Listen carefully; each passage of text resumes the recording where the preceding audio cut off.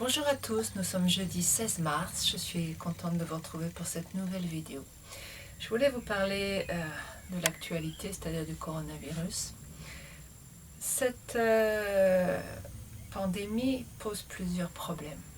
La première chose que peut-être je voudrais partager avec vous, c'est comment éviter de l'attraper, ce virus.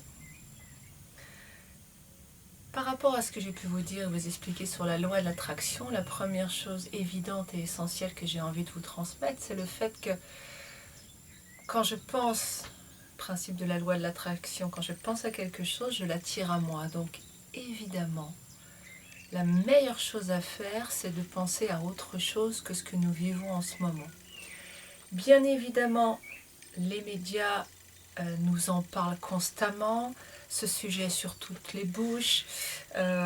Donc il y a autour de ce qui se passe une sorte de psychose collective qui est en train de se mettre à jour. Et la meilleure façon d'échapper à tout ça, c'est penser à des choses agréables. C'est fondamental. Quitte à vous couper de toute information, vous pouvez de temps en temps évidemment faire un point, mais comme de toute façon nous sommes passés au stade 3 de l'épidémie, à partir de maintenant, logiquement, il n'y a plus que le stade 4.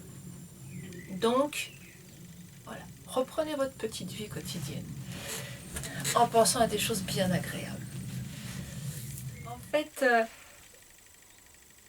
peut-être est-ce actuellement un moyen de revenir à soi. Les sorties sont fermées, il ne reste plus grand-chose à faire. Certains ne peuvent plus aller travailler. Peut-être est-ce le moment de revenir à l'essentiel, à soi. Et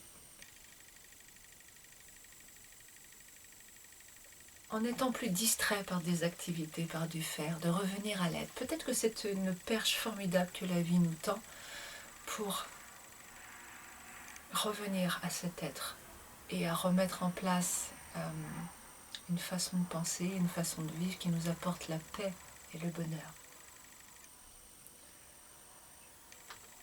C'est un aparté. Pour en revenir à la situation actuelle.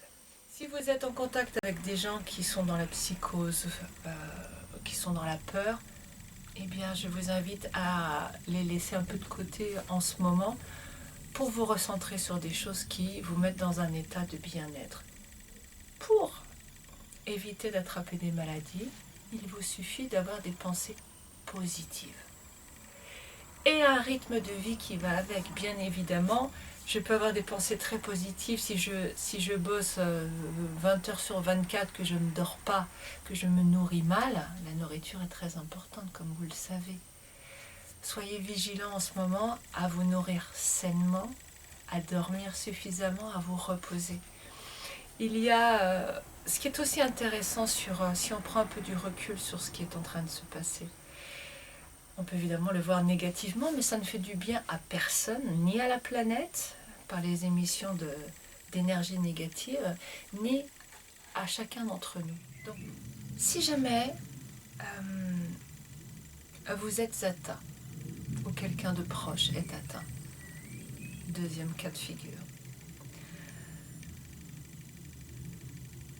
cela ne veut pas dire que c'est la fin et que vous allez mourir. Tout ce que je vous dis ne sont que le reflet de mes croyances, ce n'est pas la vérité. En même temps, je le dis, je le redis, la vérité n'existe pas. La cristallisation dans le monde autour de nous de la réalité est la cristallisation d'un grand nombre de pensées. Plus il y a de gens qui pensent quelque chose, plus cette pensée se cristallise parce que cela crée une énergie plus grande, un égrégore, un sac rempli de cette énergie qui va se matérialiser dans la matière. Plus forte est l'énergie, plus forte et rapide est la matérialisation. Et vous comprenez bien évidemment que plus il y a de gens qui psychotent autour de ce virus et de cette épidémie, plus elle prend du volume. Et plus elle se renforce. C'est encore le cercle vicieux habituel. Donc, vous faites un cadeau à tout le monde en n'y pensant pas. et un cadeau à vous-même. Et vous vous évitez de l'attraper. Vous l'avez attrapé parce que vos défenses immunitaires sont un peu affaiblies, parce que vos pensées ont été pas positives ou que vous êtes très fatigué. Ce n'est pas la fin. Vos pensées vont donner l'issue, d'accord? Donc si vous voyez, vous vous imaginez rétabli, tout va bien, ça va arriver. Mais guettez, traquez les moindres pensées défaitistes, les moindres pensées de peur. Évidemment que la part négative en vous va essayer de vous tirer vers ces émotions négatives. C'est la bonne occasion pour cette partie-là d'avoir à manger de la nourriture qui est basse vibratoirement, qui correspond à son niveau vibratoire. Donc, vous allez avoir des pensées qui vont vous emmener à des émotions négatives. Guérir, c'est transformer cette négativité en de la positivité, désolé, par un changement d'angle de vue.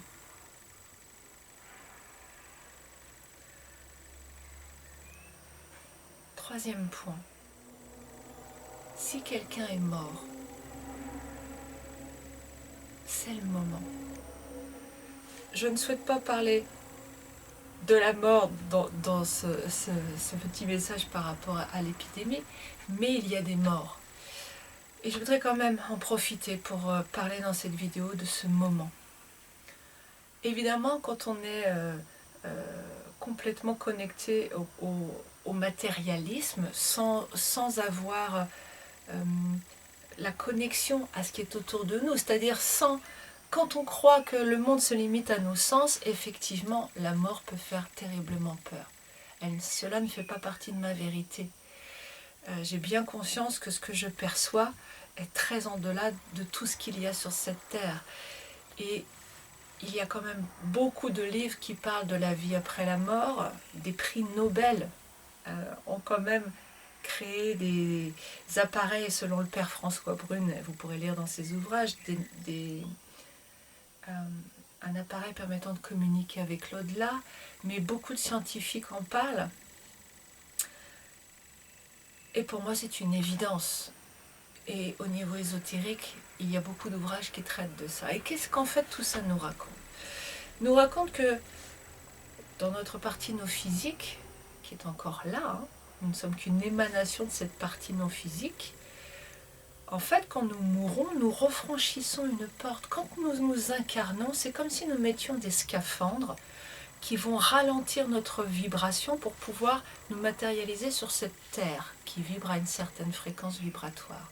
On met plusieurs scaphandres, le dernier étant le corps physique, qui nous permet donc de marcher littéralement sur cette terre en étant visible pour les autres humains et pour pouvoir avoir accès à la matérialité. Quand nous naissons, nous mourrons à la vie subtile. C'est-à-dire que c'est comme un sas. Nous passons d'un état subtil à un état matériel et quand nous mourons, nous repassons ce sas. Mais dans tous les textes sacrés, dans tous les textes scientifiques qui parlent de ces phénomènes de mort et d'au-delà, il est bien clair qu'il y a une continuité, une impermanence de l'ego, mais une permanence, une immortalité de l'être. Cette mort qui fait si peur n'est en fait qu'un passage, qu'une naissance, une renaissance au monde subtil. Pourquoi à un moment donné, dans les stades préparatoires à la mort, vous savez, il y a différents stades, la négociation, je ne les connais plus dans l'ordre, mais le stade du marchandage, on veut gagner un peu de temps, le stade du déni, où on refuse d'y croire, et puis à la fin, le stade de l'acceptation. Et dans cette acceptation, il y a de la paix. De toute façon, la mort est la seule chose inévitable. Nous le savons. Nous allons mourir. À partir du moment où nous vivons sur cette planète, nous allons repartir. Nous sommes locataires de ce corps, locataires de cette vie. Et nous retournons là d'où nous venons après avoir vécu moultes expériences. Quand c'est le moment, c'est le moment. Il semblerait qu'avant de nous incarner, nous ayons une sorte de contrat. Nous savons combien de temps nous allons rester sur cette terre. Chose dont nous perdons la mémoire, évidemment, au fur et à mesure de notre incarnation. C'est-à-dire au fur et à mesure, tout bébé, nous en avons probablement encore conscience. Et puis après, dans les mois qui suivent, voire peut-être quelques années, 1 an, 2 ans, 3 ans, je ne pense pas au-delà, nous perdons toute cette mémoire, toute cette innocence. L'innocence n'est en fait que le reflet subtil de toute cette beauté de l'au-delà, de tout cet amour inconditionnel que nous portons en nous, cette vibration supérieure à nous dont il reste une trace. C'est pour ça que les enfants, les bébés sont si... Il y a quelque chose, quand on regarde un enfant, il y a quelque chose de l'ordre de cette trace, cette résonance si belle. Nous prenons donc un contrat. Nous allons vivre, je ne sais pas, je ne m'en souviens pas. Ça fait partie de mes croyances. Vous voyez si ça résonne ou pas. Mais en tout cas, c'est quelque chose que j'ai lu et qui me parle, oui. Nous prenons un contrat. Ok, on en prend pour 65 ans. Bon, bah si c'est 65, c'est 65. Et à 65, on va repartir. Quel que soit le moyen, une épidémie, une voiture, un accident domestique. Quand c'est le moment, c'est le moment. Comme un interrupteur qui s'abaisserait. Est-ce que l'on peut vivre en paix avec cela? Sachant que nous quittons cette terre au moment de la mort, qui est un endroit de fort contraste, où nous sommes coupés de l'amour inconditionnel, pour la plupart, pour la majorité d'entre nous.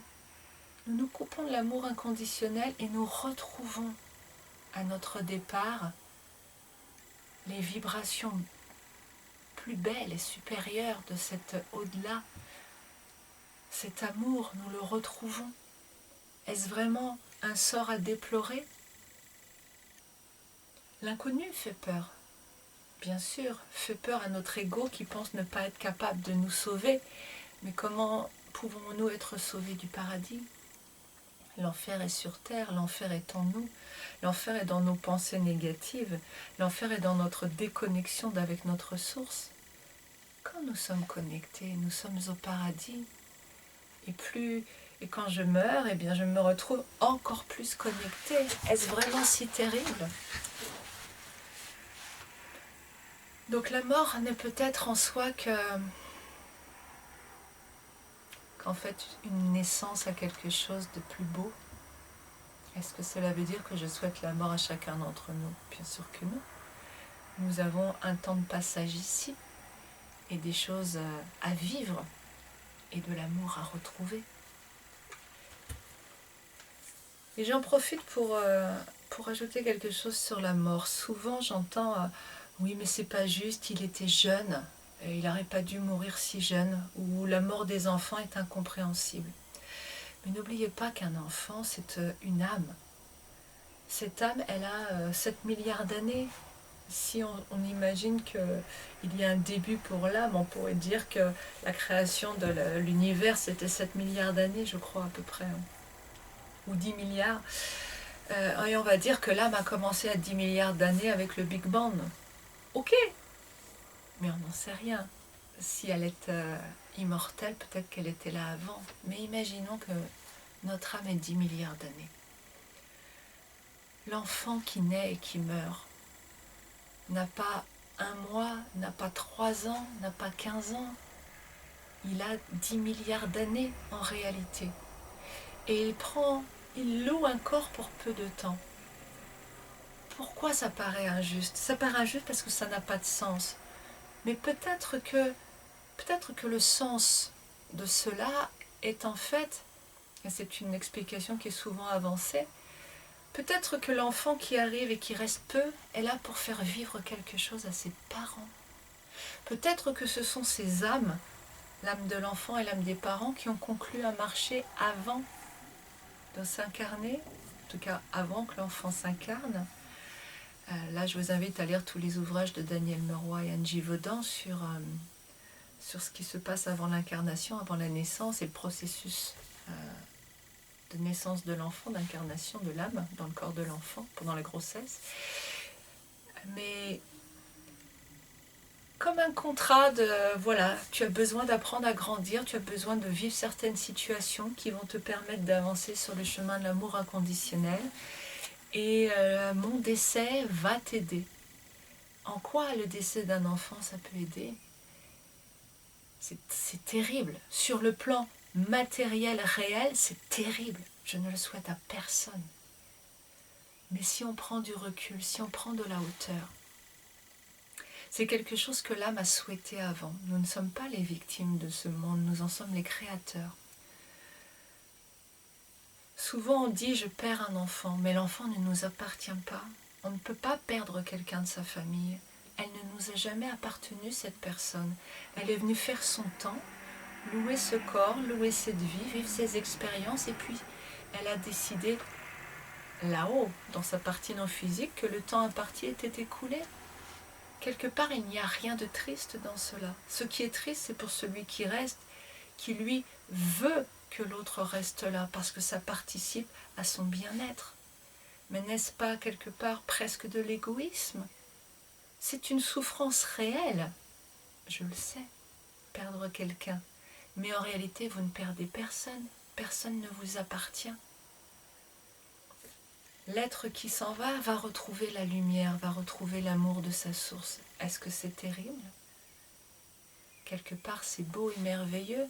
La tristesse, elle est pour soi parce qu'on ne peut plus compter sur l'amour de l'autre. Parce qu'on se sent plus seul, moins aimé. Mais si on est relié à sa source et plein d'amour, il y a toujours de l'amour en soi. Cela ne veut pas dire qu'on n'éprouve pas de la tristesse pour le départ de quelqu'un quand on est relié.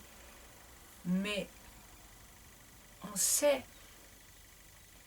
qu'il y a un amour merveilleux en soi. On sait que l'autre est plus heureux la plupart du temps là où il est qu'il ne l'était sur Terre encore. Et que donc tout est pour le mieux. Et je peux peut-être me réjouir pour celui qui est parti au lieu de m'apitoyer sur moi et sur ma tristesse. Faire le deuil, c'est accepter le changement. Il était là, elle était là, ils ne sont plus là. Ok. Si je suis amnésique, le deuil n'a plus de lieu d'être. Il n'y a pas de souffrance. Les choses sont comme ça. Donc c'est juste encore de l'acceptation. Accepter le départ, la mort de quelqu'un, c'est de l'acceptation. C'est comme ça, il a fini son temps, il est parti. Ok. Et je reviens toujours à l'essentiel, m'aimer moi. Me connecter avec mon amour inconditionnel pour moi-même. Prenez bien soin de vous, pensez positive, coupez-vous de tout ce qui ne vous fait pas du bien en ce moment et vivez ce moment comme un retour à vous-même, une occasion de renouer avec les belles choses. Belle semaine à vous, à bientôt. Au revoir.